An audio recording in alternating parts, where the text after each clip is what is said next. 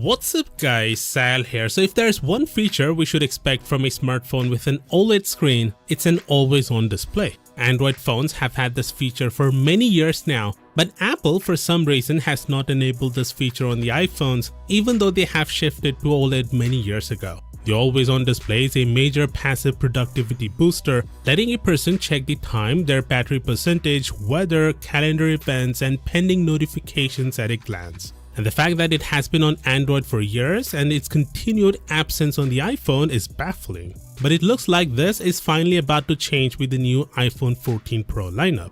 You see, last year with the iPhone 13 Pro, Apple finally shifted to LTPO OLED panels. But it wasn't a true LTPO technology because the display was limited to dialing screen refresh rates between 10Hz and 120Hz. A true LTPO panel can go all the way down to 1 Hz when viewing a static image or when the device is inactive, something the Galaxy S22 Ultra offers. Now it seems Apple will also adopt the same display technology on the iPhone 14 Pro and Max. Ross Young, the display analyst, expects the iPhone 14 Pro variants to be capable of dropping the screen refresh rate to as low as 1 Hz, thereby paving the way for always-on display functionality and at the same time providing a longer battery life. By the way, Apple Watch Series 5 and later already have always-on functionality, which lets you show the time and other information at all times. So don't be surprised if we see the same on the iPhone 14 Pro lineup.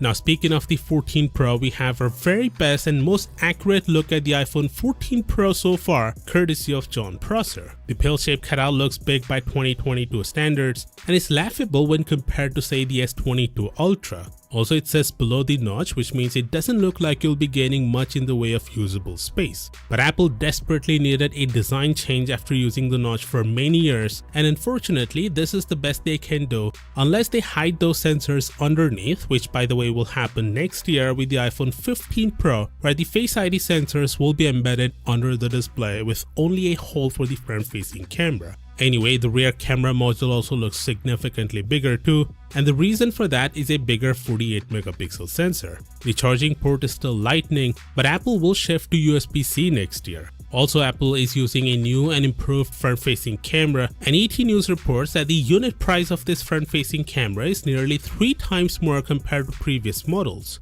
This, and coupled with other upgrades along with inflation, Apple is expected to increase the price by $100 for each iPhone 14 variants. Of course, with that being said, do consider subscribing for all the latest updates on this handset, and as always, I'll see you tomorrow.